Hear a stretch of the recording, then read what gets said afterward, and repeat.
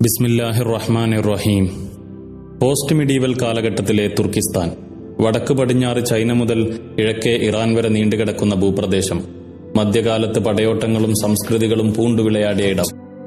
ഓഗസും ഖുതൈബയും Mahmood ഗസ്നിയും Muhammad ഗോറിയും Genghis ഖാനും തിമൂറും വാണ ഭൂമിക ഇവരുടെ പിൻഗാമികളാൽ സമ്പന്നമായിരുന്നു. ഒരു കാട്ടിൽ ഒരു സിംഹമേ പാടുള്ളൂ എന്നതിനെ അന്വർത്ഥമാക്കുന്നതായിരുന്നു തുർക്കിസ്ഥാന്റെ രാഷ്ട്രീയം. സിംഹങ്ങൾ മാത്രമുള്ള കാടായിരുന്നു അവിടം. അതിന്റെ സംഘർഷങ്ങൾ വേണ്ടുവോളം ഉണ്ടായിരുന്ന പ്രദേശം സാമ്രാജ്യങ്ങളുടെ ശവപ്പറമ്പായി അറിയപ്പെട്ടു. ആ സിംഹങ്ങൾക്കിടയിൽ ഫെർഗാന താഴ്വാരത്ത് ജനിച്ചൊരു സിംഹത്തിന് ഒരിക്കൽ ഖൈബർ മലനിരകൾക്കിപ്പുറത്തുള്ള ലോകത്തോടൊരു താൽപര്യം തോന്നി. അങ്ങനെ ഫെർഗാനയുടെ സിംഹവും സൈന്യവും ഖൈബർ ചുരമിറങ്ങി ഹിന്ദുസ്ഥാൻ ലക്ഷ്യമാക്കി നീങ്ങി. അതൊരു ചരിത്ര നിയോഗമായിരുന്നു. എഴുതിയാലും വായിച്ചാലും തീർത്താനൊക്കാത്ത ചരിത്ര നിയോഗം. സാഹിറുദ്ദീൻ മുഹമ്മദ് എന്നു പേരുള്ള ചെങ്കിസിന്റെയും തിമൂറിന്റെയും മകനെ കാലമൊരോമന പേരിട്ട് വിളിച്ചു, ബാബർ. 1483 ഫെബ്രുവരി 14 ഫെർഗാനയുടെ അമീറായിരുന്ന ഉമർ ഷെയ് മിർസയുടെയും നിഗർ ഖാനൂമിന്റെയും മകനായി സഹീറുദ്ദീൻ ജനിക്കുന്നത്. പിതാവ് വഴി അമീർ തിമൂറിന്റെയും മാതാവ് വഴി ചെങ്കിസ് ഖാന്റെയും പരമ്പരയിൽപ്പെട്ട ബാബർ അദ്ദേഹത്തിന്റെ 12ാം വയസ്സിൽ പിതാവിന്റെ മരണശേഷം ഫെർഗാനയുടെ അധികാരമേറ്റെടുത്തു. പക്ഷേ അധികാരത്തിന്റെ ആദ്യ വർഷങ്ങൾ ഏതൊരു തുർക്കിസ്ഥാൻ ഭരണാധികാരിയെയും പോലെ ബാബറിനും സംഘർഷഭരിതമായിരുന്നു. ഏറ്റെടുത്ത ഉടനെ ഉസ്ബക്കുകളിൽ നിന്ന് കലാപം നേരിടേണ്ടി വന്ന ബാബറിനും അദ്ദേഹത്തിന്റെ പിതൃ സഹോദരനും അധികമൊന്നും ഫെർഗാനയെ പ്രതിരോധിക്കാൻ കഴിഞ്ഞില്ല. പിന്നീട് 1497 14ാം വയസ്സിൽ ബാബർ സമർക്കന്ത് ആക്രമിച്ച് കീഴടക്കി തന്റെ പാരമ്പര്യം തെളിയിച്ചു. പിന്നീട് നടന്ന അധികാരവടംവലിയും പോരാട്ടങ്ങളുമായി ഫെർഗാനയും സമർക്കന്തും നഷ്ടപ്പെട്ട ബാബർ 1504 തന്റെ സൈന്യത്തെ പുനഃസംഘടിപ്പിച്ച് ഹിന്ദുകുഷിനക്കരെ കാബൂൾ നഗരം പിടിച്ചടക്കി. അവിടെ നിന്നാണ് ബാബർ എന്ന രാഷ്ട്രനിർമ്മാതാവ് രൂപം കൊള്ളുന്നത്. തുടർന്നുള്ള വർഷങ്ങളിൽ കാബൂളിനെ ബാബർ ഒരു സമ്പന്ന രാഷ്ട്രമായി വികസിപ്പിച്ചെടുത്തു. അദ്ദേഹത്തിന്റെ നയതന്ത്ര മികവുകളും പ്രകടമായി തുടങ്ങിയത് അവിടെ വെച്ചാണ്. ഈറത്തിലെ ഹുസൈൻ മിർസ ആ സമയത്ത് ബാബറിന്റെ ശക്തനായ പങ്കാളിയായിരുന്നു. തന്റെ പഴയ ശത്രു ഷെയ്ബാനി ഖാനെതിരെയുള്ള നീക്കങ്ങൾക്ക് ഹുസൈൻ ബാബറിനെ സഹായിച്ചു. പക്ഷേ കാബൂളും ബാബറിന് സുരക്ഷിത താവളമായിരുന്നില്ല. ചിലരുടെ കലാപത്തിന്റെ ഫലമായി അദ്ദേഹത്തിന് വീണ്ടും അധികാരം നഷ്ടപ്പെട്ടു. ചുരുക്കം ചില സൈനികരുമായി നഗരം വിടേണ്ടി വന്ന തിമൂറിന്റെ പിൻഗാമി പക്ഷേ തളർന്നില്ല. അദ്ദേഹത്തിലെ പോരാളി പുത്തൻ തന്ത്രങ്ങൾ മെനഞ്ഞു. തത്ഫലമായി അന്നത്തെ പേർഷ്യയിലെ സഫാവിദ് ഭരണാധികാരി ഷാ ഇസ്മായിലുമായി ബന്ധം നിർമ്മിക്കാൻ ബാബറിന് കഴിഞ്ഞു. ഷാ ഇസ്മായിലുമായി ചേർന്ന് സമർക്കന്ത് കീഴടക്കിയ ബാബറിന് പക്ഷേ അധികകാലം അത് നിലനിർത്താനായില്ല. ഫെർഗാന ഒരു സ്വപ്നമായി അവശേഷിപ്പിച്ച് ബാബർ പൂർണ്ണമായും കാബൂളിലേക്ക് പിൻവലിഞ്ഞു. ആ കാലത്തെ തന്റെ ജീവിതത്തെപ്പറ്റി പിന്നീടൊരിക്കൽ ബാബർ തന്നെ ഒരു പന്തിനോട് ഉപമിച്ചിരുന്നു. ജീവിതത്തിലെ നല്ലൊരു സമയം യുദ്ധങ്ങളിലും സംഘർഷങ്ങളിലും ചെലവഴിക്കേണ്ടി വന്ന ബാബർ കവിതകളിലൂടെയാണ് ആശ്വാസം കണ്ടെത്തിയിരുന്നത്. ഈ കൊടുക്കൽ വാങ്ങലുകൾക്കിടയിലാണ് ഖൈബർ മലനിരകൾക്കിപ്പുറത്ത് നിന്ന് ബാബറിനൊരു ക്ഷണം വരുന്നത്. ഹിന്ദുസ്ഥാന്റെ സുൽത്താൻ ദഹ്ലവിയിലെ ഇബ്രാഹിം ലോധിക്കെതിരെ പട നയിക്കാൻ അദ്ദേഹത്തിന്റെ തന്നെ കൂടെയുള്ള ചില പ്രഭുക്കളാണ് ബാബറിനെ ക്ഷണിക്കുന്നത്. അങ്ങനെയാണ് തുർക്കിസ്ഥാന്റെ പുത്രൻ ഖൈബർ ചുരത്തിനിപ്പുറമുള്ള ഹിന്ദുസ്ഥാൻ ലക്ഷ്യം വെച്ചു വരുന്നത്. എന്നിരുന്നാലും പിതാമഹൻ തൈമൂറിന്റെ പാരമ്പര്യം വെച്ച് ഹിന്ദുസ്ഥാനിൽ തനിക്കൊരു കുടുംബാവകാശമുണ്ടെന്ന് ബാബറും വിശ്വസിച്ചിരുന്നു. വെറും 15,000 പട്ടാളക്കാരുമായാണ് ബാബർ ഇന്ത്യ ലക്ഷ്യമാക്കി പുറപ്പെട്ടത്. എന്നാൽ ബാബറിനെയും സൈന്യത്തെയും കാത്ത് പാനിപ്പത്തിലുണ്ടായിരുന്ന ലോധി സൈന്യം 100,000-ഓളം വരുമായിരുന്നു, കൂടെ ആനകളും. 1526 ഏപ്രിൽ 21 പാനിപ്പത്തിൽ വെച്ച് ഇരു സൈന്യങ്ങളും ഏറ്റുമുട്ടി.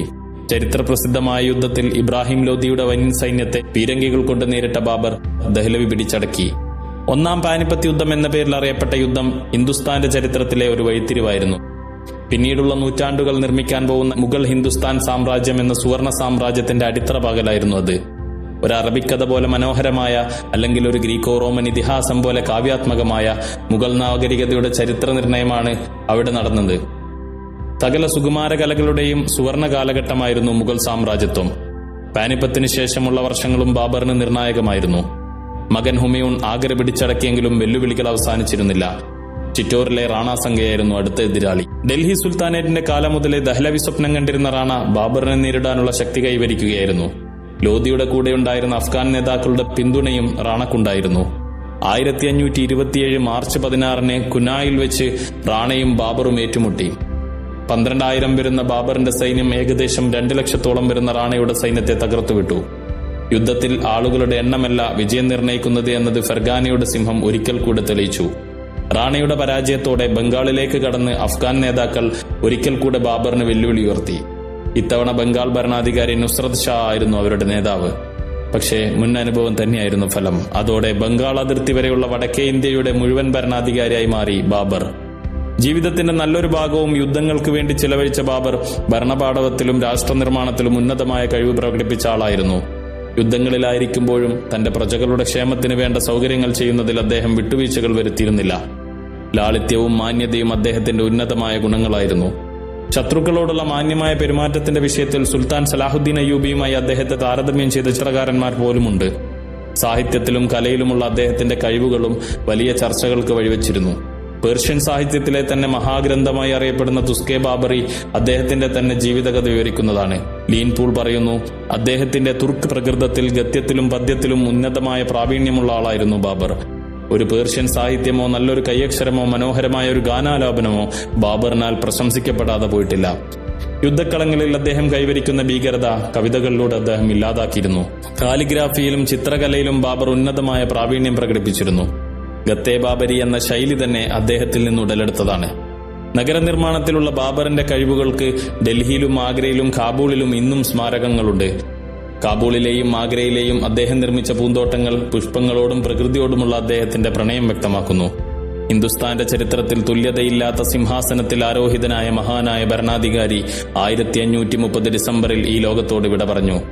ഇന്നത്തെ വർഗീയ രാഷ്ട്രീയത്തിൽ സ്ഥിരമായി സ്മരിക്കപ്പെടുന്ന പോരാളി തന്റെ മകന് നൽകിയ വസിയത്ത് അദ്ദേഹത്തിലുള്ള പൊതുസമൂഹത്തിനുള്ള തെറ്റിദ്ധാരണ മാറാൻ സഹായകമായേക്കാം. അല്ലയോ എന്റെ പ്രിയപ്പെട്ട മകനെ, ഹിന്ദുസ്ഥാൻ വിശ്വാസ വൈവിധ്യങ്ങളുടെ നാടാണ്. ഈ സാമ്രാജ്യത്തെ നിനക്ക് നൽകുന്ന നീതിമാനും പ്രകാശിതനും ഉന്നതനുമായ ദൈവത്തെ സ്തുതിക്കുക. എല്ലാവിധത്തിലുള്ള മതവർഗീയ വിവേചനങ്ങളെ തൊട്ടും വിട്ടുനിൽക്കുക. ഓരോ സമൂഹത്തിന്റെയും അടിസ്ഥാന തത്വങ്ങൾക്കനുസൃതമായി അവർക്കിടയിൽ നീതി നടപ്പാക്കുക. അധികാരത്തിന് കീഴിലുള്ള പള്ളികൾക്കും അമ്പലങ്ങൾക്കും ഭവനങ്ങൾക്കും സംരക്ഷണം നൽകുക. പ്രജകൾ ഭരണകൂടത്തിലും ഭരണകൂടം പ്രജകളിലും സന്തുഷ്ടരാവുന്ന വിധത്തിൽ നീതി നടപ്പാക്കുക.